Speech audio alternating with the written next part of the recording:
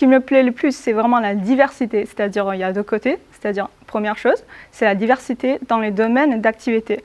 Moi, je travaille aujourd'hui un peu dans l'énergie, dans l'automobile, un peu dans la défense.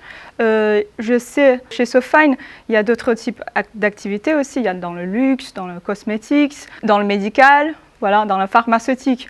Donc c'est vraiment un univers très divers. On ne s'ennuie jamais, on touche à différents types d'industries. Et qu'on se ramène vraiment à connaître de différentes activités, différents modes de fonctionnement. Voilà. Et deuxième chose, c'est vraiment dans mon travail. Alors moi, j'ai le titre d'architecte fonctionnel, c'est-à-dire que ce que je fais, c'est je recueille les besoins des clients fonctionnels.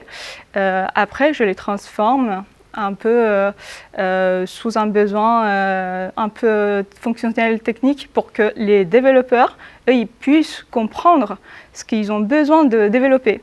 Donc moi, je fais donc le lien entre le client et les développeurs. Alors dans ce travail-là, ce n'est pas que les réunions avec les clients, ce n'est pas que de comprendre les besoins techniques, fonctionnels et techniques, ce n'est pas que la transformation.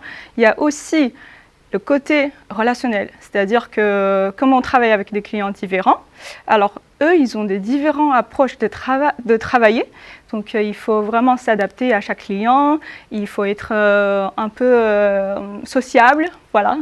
Chez SoFine, on fait déjà plein de types de projets différents. Il y a des projets de type de conception de A à Z, c'est-à-dire que, par exemple, le client, ils n'ont pas encore de système, ou par exemple, ils ont un très vieux système qu'ils veulent changer. Donc là, on intervient pour leur fournir un système tout neuf, ou il peut avoir des projets d'évolution, c'est-à-dire qu'ils ont déjà quelque chose et ils veulent que ça soit plus moderne, que ça s'adapte plus à leurs besoins d'aujourd'hui. Avant, j'avais vraiment que le côté fonctionnel, donc je ne faisais pas du tout de développement.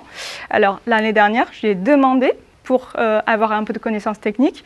Donc, je me suis emmenée à travailler sur un projet qui a duré seulement 4 mois pour développer un périmètre MES complet. Donc on n'était que 2 personnes.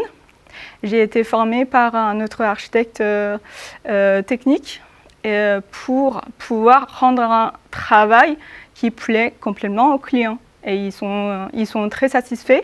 Et pendant ces 4 mois-là, j'ai pu vraiment monter en compétences techniques.